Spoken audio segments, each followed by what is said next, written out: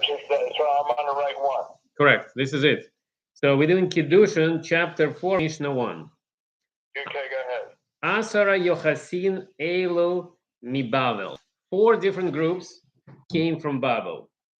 Kahane, Levim, Israelim, Halali, Gari, Ve Haruri. Mamzeri, Nehinei, Shtuki, Veasufi, Kahane, Veviyei, Veisraelei, Mutarim, Labo, Ze, Baze. So what they say in here that the 10 different groups, Levim, Israelim, Halali. Halal is the one who is when a Kohen marry a woman who is not permitted to him, then the offspring would be halali. So the man or the woman who is halal, most likely we concern with the man because man is not a Kohen anymore, and he cannot bless the congregation, and he cannot eat truma. That's our concern. The next category is convert, the one who ger, the one who became Jewish. So this is another person who came from Babli. And then Haruri, Mamzeri, Netini, Shtuki, and Asufi. And these 5 groups basically have something in common.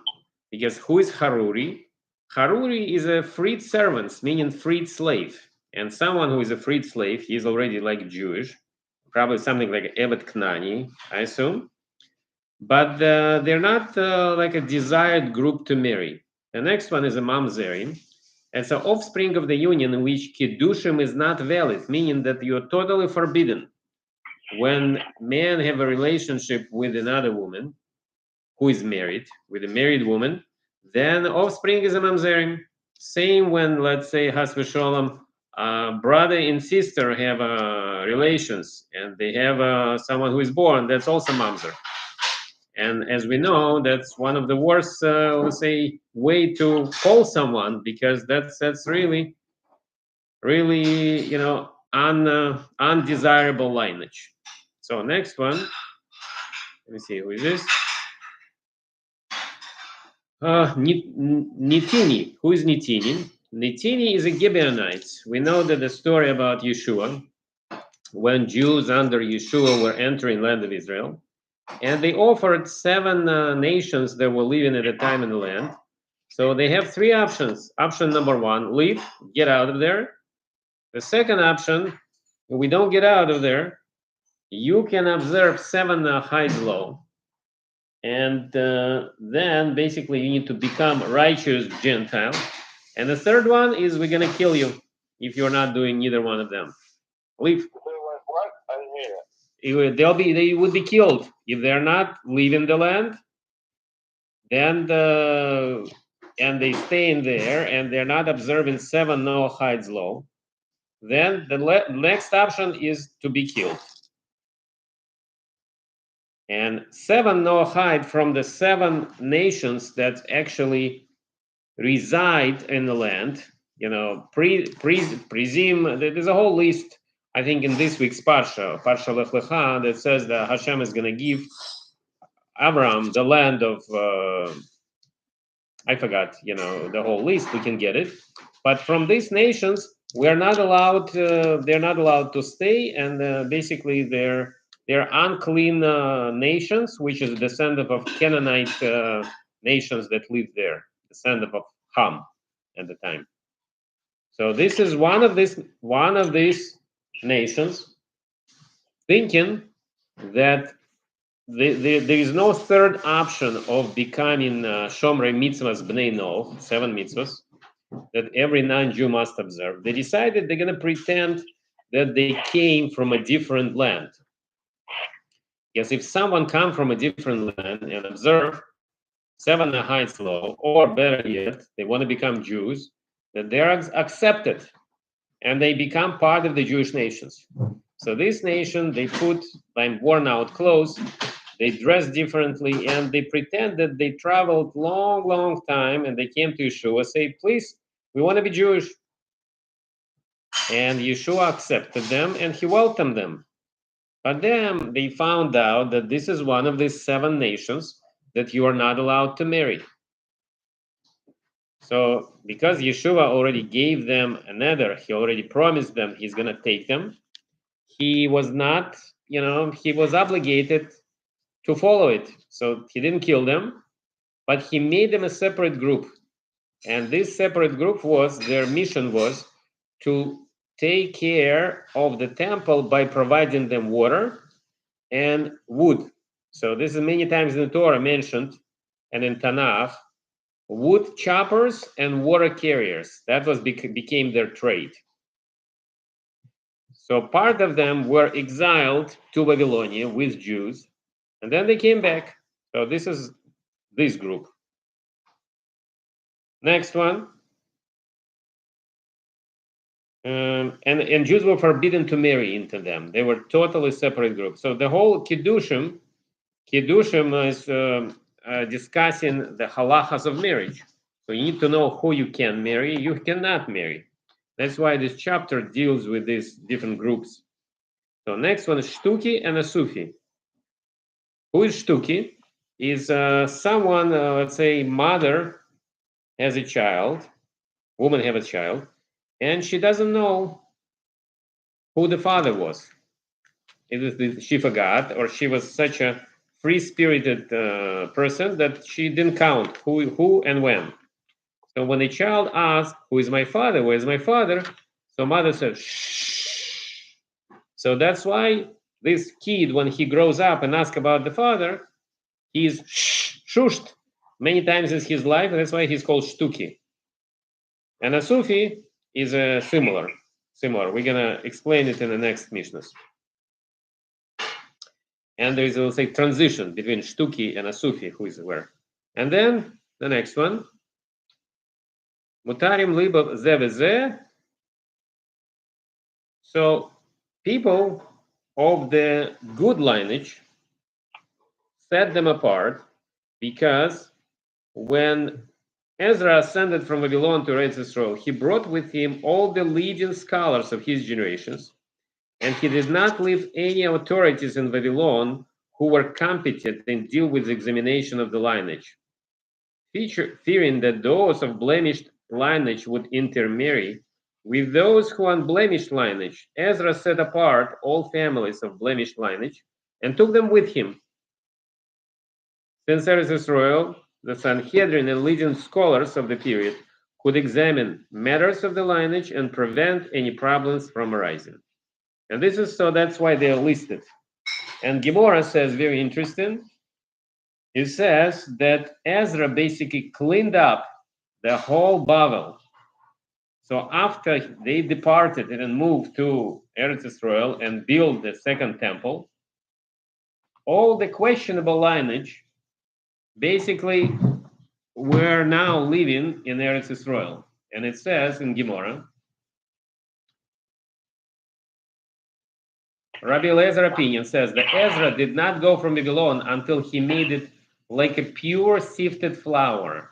And then he went up, meaning he checked everybody and he forced everyone with questionable lineage come with him. And Abaya said, we learned that they went voluntarily. But Rabbah said, no, he brought them against their will.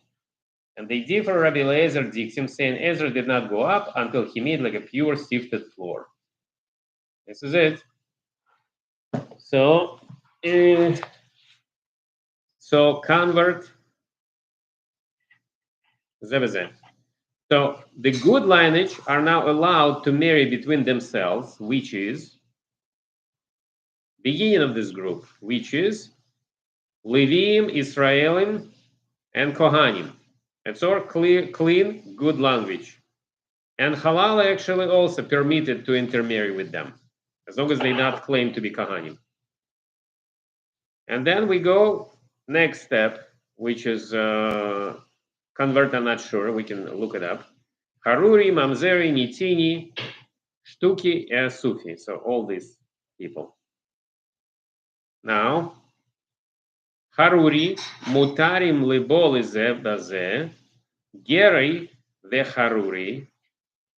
So it's this mamzeri unetini shtuki veasufi kulanu meterim lavo zebeze. So Gerim, I guess, they join to this group, and they say in this second group, which has a blemish within them, they are allowed to marry between themselves. Converts, freed servants, shtuki, and asufim permitted to marry each other, but Levim, Israelim, and certainly priests prohibited from marrying them.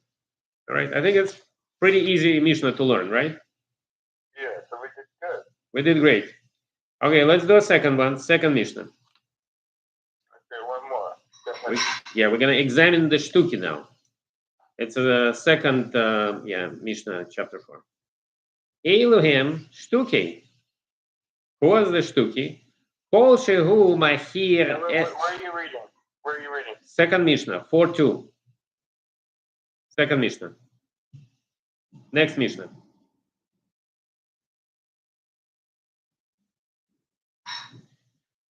Elohim shtuki. Kol shehu mahir es imo ve'eina mahir es aviv. Just like we learned about it already. Someone who knows who his mother is, but it doesn't know who his father. Asufi, next one.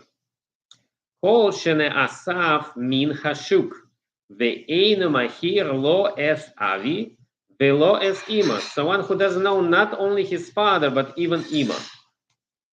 And they also clarify regarding Gemara, as I remember, talking about depends when and where this person found. If this poor child found at a place where he is accessible to wild animals and wild animals can kill him, then we can certainly assume that he's a mamzer, meaning that it's not a good lineage, and his mother or his parents did not care about him surviving, because if they survive, they're going to blemish their reputation and ruin the good name. So they quietly give him birth, quietly wrap him up, and put it somewhere the wild animals or on a road someone can ride over him, not really being concerned. It's very sad, but this is what Gemara says.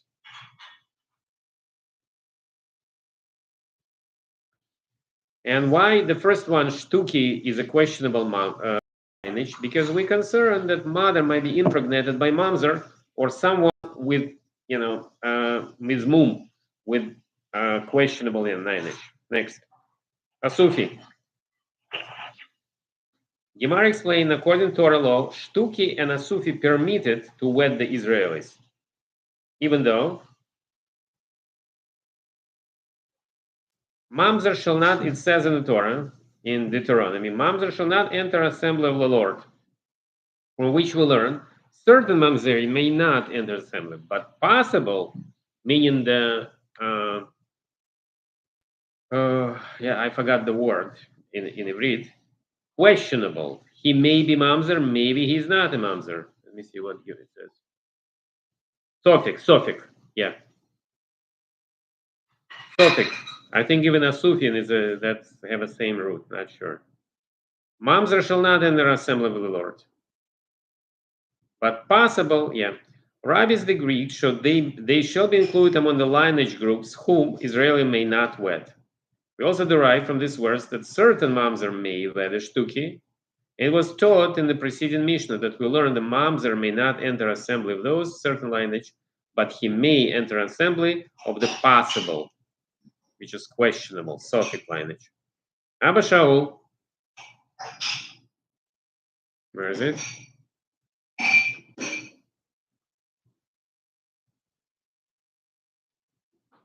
Asufi.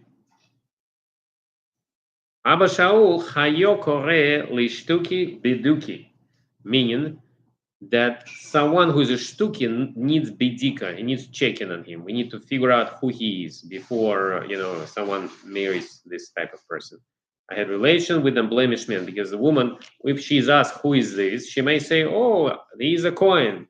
He's not really maybe a Kohen, but she's saying she's a kosher Jew, meaning whatever child she has is not blemished lineage, but a regular Israeli who can marry into the congregation of Israel. She's believed. Rabbi Gamliel, Rabbi Eliezer say she's believed. But Rabbi Yeshua say, no, we do not believe her words. And it's explained in Ksuboth that the law is according with Rabbi Gamliel, and both mother and a daughter, if one is born, may not be wed priest. So we're speaking about the mother and the daughter who is a child. So what they're saying here, mother we know is good because we know who her parents is, but daughter we don't know. So that creates a controversy and machlokes. So Rabbi Gamaliel says both mother and daughter is good, but Gemara and Mishna Kidushin says the Abba Shaul's statement teaches that even most of the men with whom she might have relations could cause the offspring to be blemished. Meaning, who is the majority of the unmarried men in the city? If majority is normal kosher Jews, then the child from the woman of, let's say, free spirit would have a good child, meaning kosher, who is permitted to marry. But if there is a lot of mamzerim, a lot of gerim, or a lot of, avodim, slaves, or freed slaves, then it's not good. Then we should not be, Offspring considered unblemished permit that, but the law is our Mishnah according to Abishal, meaning we have to check. So the answer is we don't believe, but we check. We do bidika. All right. Is it enough, or you want to do some more? Yeah, I think it's good, and so we could take it for the next week.